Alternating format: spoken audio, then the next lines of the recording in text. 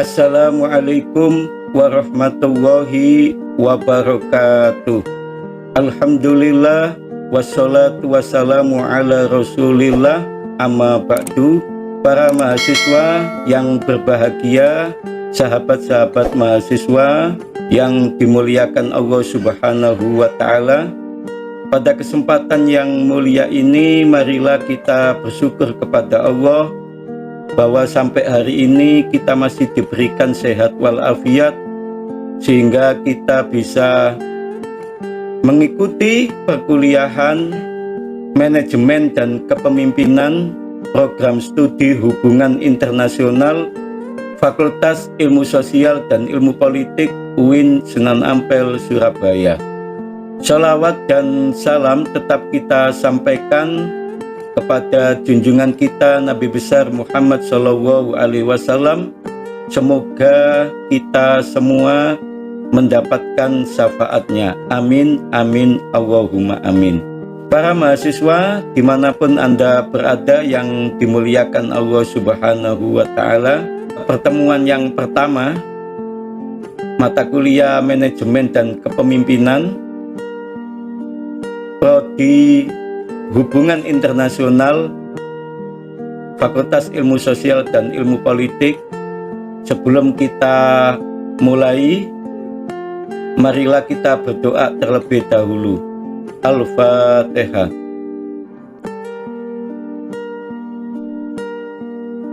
Amin, Allahumma amin. Para mahasiswa yang berbahagia, sahabat-sahabat mahasiswa, anak-anakku sekalian, pada pertemuan yang pertama mata kuliah manajemen dan kepemimpinan ini, program studi hubungan internasional Fakultas Ilmu Sosial dan Ilmu Politik UIN Sunan Ampel, Surabaya, maka akan saya sampaikan RPS, rencana pembelajaran semester mata kuliah ini. Nama mata kuliah adalah manajemen dan kepemimpinan. SKS-nya adalah 2, program studi hubungan internasional. Dosen pengampu saya sendiri, Dr. Haji Muhammad Shodiq MSI. Para mahasiswa, mata kuliah manajemen dan kepemimpinan ini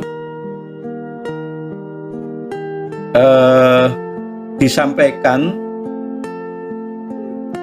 secara luas agar Anda semua selaku mahasiswa, capaian akhir mata kuliah ini, Anda selaku mahasiswa diharapkan memiliki wawasan dan pemahaman yang baik tentang dasar-dasar ilmu manajemen dan kepemimpinan yang terintegrasi dengan nilai-nilai keislaman, serta mampu mengaplikasikannya dalam kehidupan nyata, serta dapat melakukan analisis terhadap praktek manajerial dan kepemimpinan yang berlangsung dalam konteks kehidupan masyarakat dan kelembagaan secara nasional maupun internasional. Para mahasiswa, adapun rencana pembelajaran pada pertemuan pertama, kita akan membahas tentang konsep dasar manajemen, di mana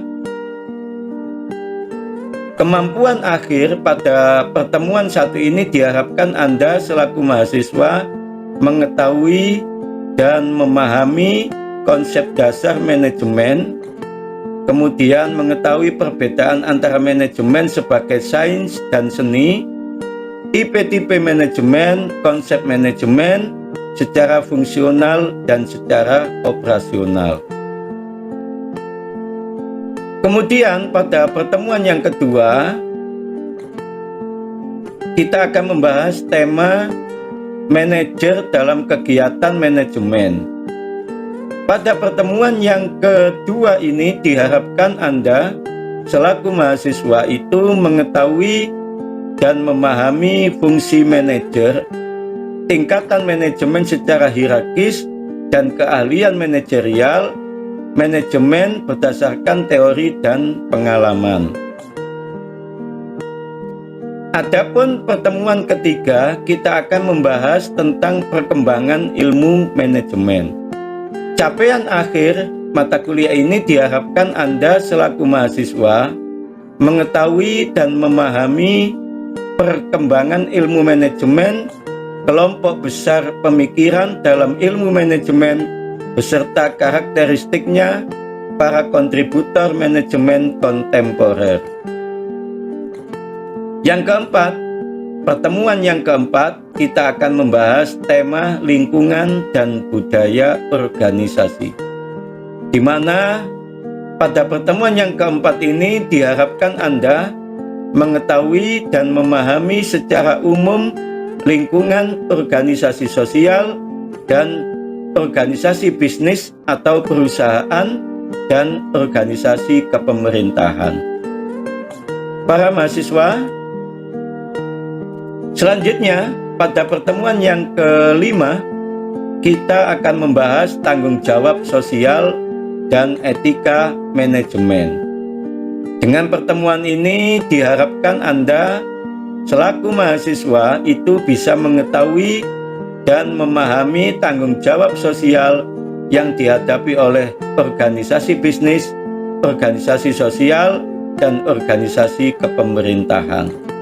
Kemudian pada pertemuan yang keenam kita akan membahas tentang fungsi perencanaan dan pengambilan keputusan, di mana dengan tema ini diharapkan Anda setelah mempelajari tema ini, Anda selaku mahasiswa bisa mengetahui dan memahami konsep dasar perencanaan dalam manajemen organisasi, jenis-jenis perencanaan, alat bantu manajemen dalam kegiatan perencanaan, cara-cara penyelesaian masalah, dan pengambilan keputusan.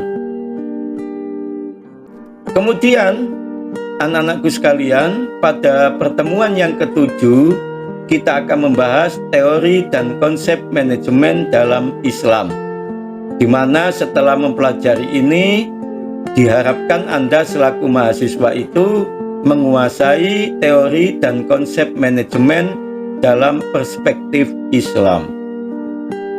Para mahasiswa dimanapun Anda berada, selanjutnya pada pertemuan yang ke-8 kita akan melaksanakan UTS, ujian tengah semester.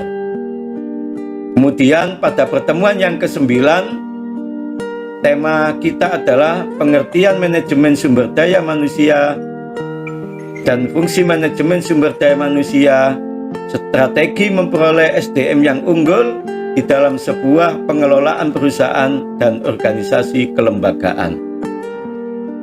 Maka pada pertemuan yang ke-9 ini diharapkan Anda selaku mahasiswa itu mengetahui dan memahami peranan dan fungsi manajemen sumber daya manusia dalam organisasi, proses manajemen sumber daya manusia sebagai upaya mendapatkan orang-orang yang memiliki kompetensi dan kualifikasi yang sesuai dengan kebutuhan organisasi. Selanjutnya, anak-anakku sekalian, para mahasiswa, sahabat-sahabat mahasiswa, pada pertemuan yang ke-10 kita akan membahas konsep leadership secara umum dan barat. Kemudian dengan tema ini kita harapkan Anda selaku mahasiswa bisa menguasai konsep dan teori kepemimpinan baik umum maupun barat. Selanjutnya pada pertemuan yang ke-11 tema kita adalah kepemimpinan dalam ajaran Islam dan prinsip-prinsip kepemimpinan dalam Islam. Setelah mempelajari tema ini, diharapkan Anda selaku mahasiswa mampu menguasai teori dan prinsip kepemimpinan dalam perspektif Islam, serta melakukan analisis, sintesis, dan evaluasi terhadap praktik kepemimpinan di dalam kehidupan yang nyata. Para mahasiswa, dimanapun Anda berada, selanjutnya pada pertemuan yang ke-12 kita akan membahas motivasi dan kepemimpinan, yang mana setelah mempelajari ini diharapkan Anda selaku mahasiswa mengetahui dan memahami peran motivasi dan kepemimpinan dalam organisasi, konsep dan teori motivasi dan kaitannya dengan perilaku tenaga kerja di dalam organisasi. Selanjutnya pada pertemuan yang ke-13 kita akan membahas komunikasi efektif di dalam manajemen dan kepemimpinan. Dan pada pertemuan yang ke-14 kita akan membahas manajemen konflik di dalam organisasi. Kemudian pada pertemuan yang ke-15 kita akan mengkaji biografi tokoh manajer dan leader dunia, kiat-kiat sukses dalam manajerial dan leadership. Diharapkan setelah mempelajari ini Anda selaku mahasiswa bisa mereview biografi tokoh-tokoh manajer dan pemimpin handal dunia serta melakukan analisis kesuksesan dan kegagalannya dalam kepemimpinan untuk menjadi bagian dari penalaran kehidupan, untuk menjadi bagian dari pelajaran di dalam kehidupan.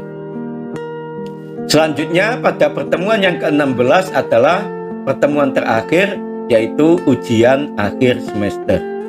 Perlu sahabat-sahabat mahasiswa perhatikan bahwa perkuliahan kita itu ada tugas, ada UTS, dan ada UAS, juga nanti ada kalau memungkinkan ada presentasi makalah.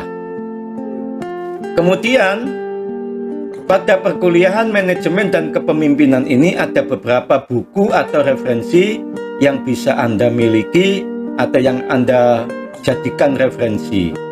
Ini ada beberapa buku yang bisa Anda miliki ya. Para mahasiswa dimanapun Anda berada, demikianlah RPS, Rencana Pembelajaran Semester pada mata kuliah Manajemen dan Kepemimpinan, Program Studi Hubungan Internasional, Fakultas Ilmu Sosial dan Ilmu Politik UIN Sunan Ampel Surabaya pada pertemuan 1 sampai pertemuan yang ke-16 sudah saya sampaikan, dan kemudian saya sambung dengan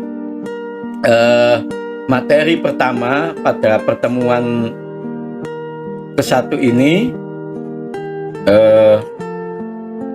yaitu tentang konsep dasar manajemen.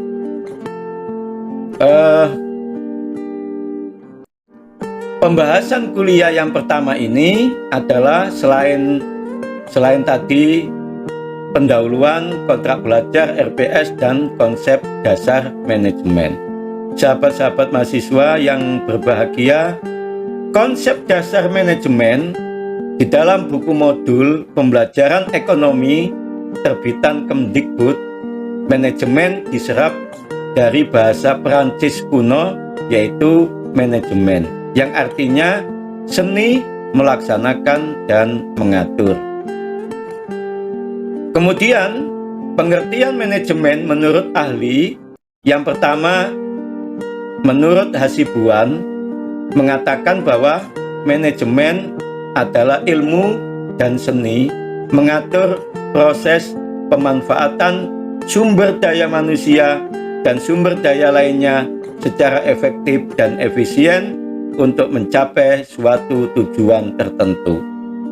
Yang kedua, Terry dalam Nawawi mengatakan manajemen adalah pencapaian tujuan organisasi atau perusahaan yang telah ditentukan dengan menggunakan tangan orang lain. Yang ketiga, menurut Niti Semito, manajemen adalah suatu ilmu dan seni untuk mencapai tujuan melalui kegiatan orang lain.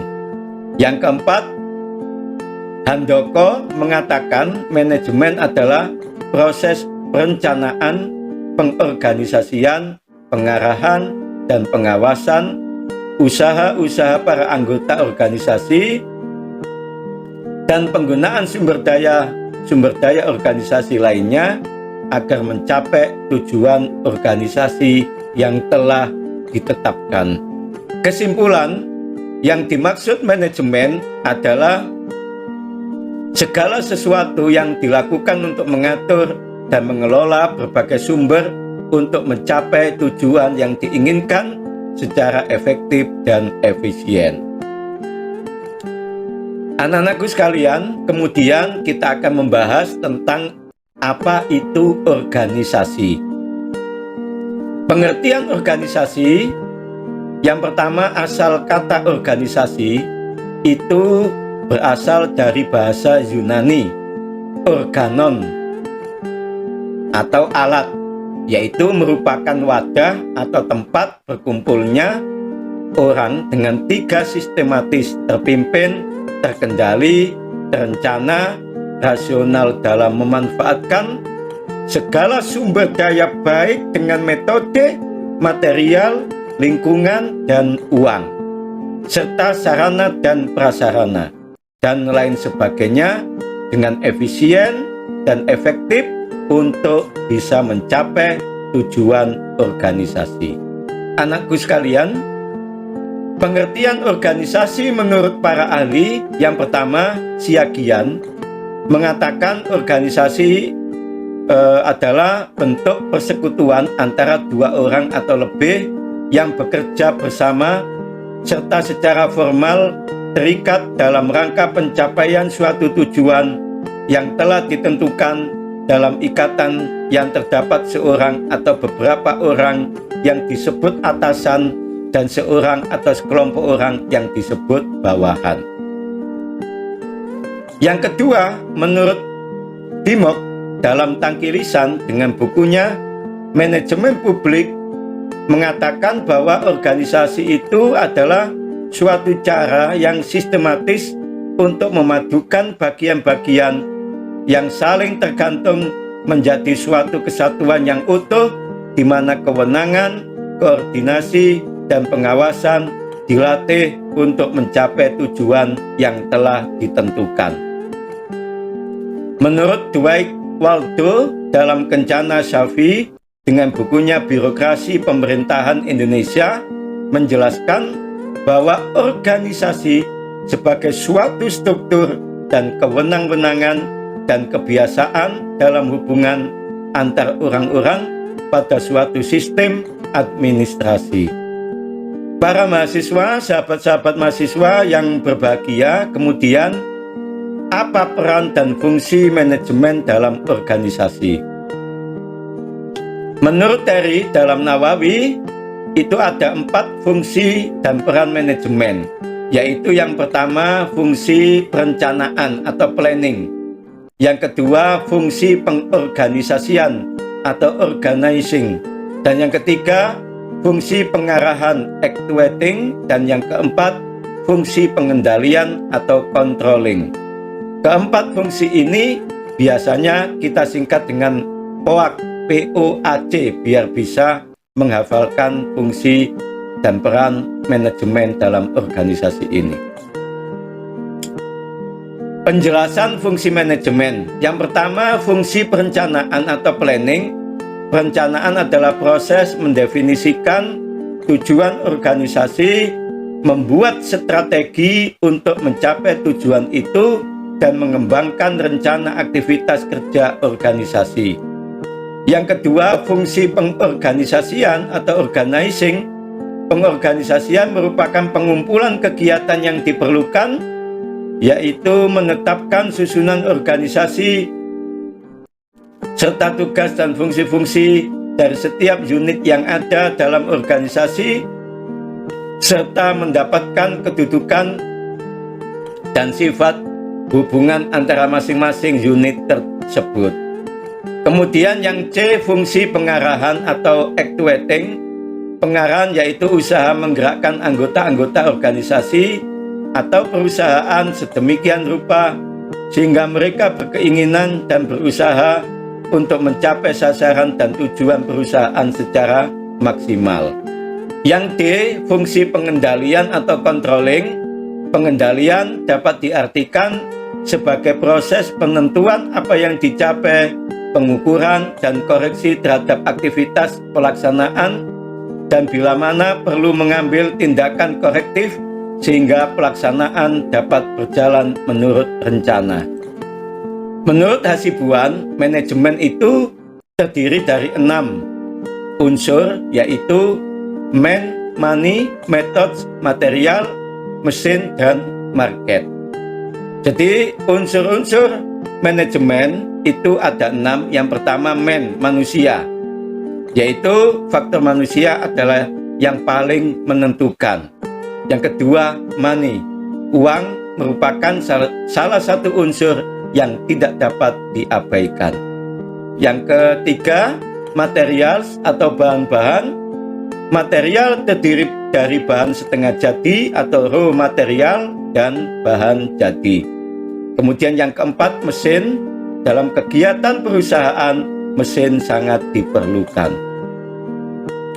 Metode dalam pelaksanaan kerja diperlukan metode kerja. Yang keenam, market atau pasar, yaitu memasarkan produk atau barang sudah tentu sangat penting. Manajemen sebagai suatu seni dan sebagai ilmu pengetahuan.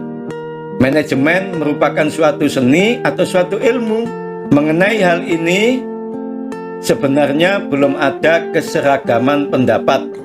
Segolongan tertentu mengatakan bahwa manajemen itu adalah seni. Golongan lain berpendapat bahwa manajemen itu adalah ilmu. Sesungguhnya kedua pendapat tersebut sama-sama mengandung kebenaran. Chester dalam bukunya The Function of the Executive mengakui bahwa manajemen itu adalah seni dan juga sebagai ilmu.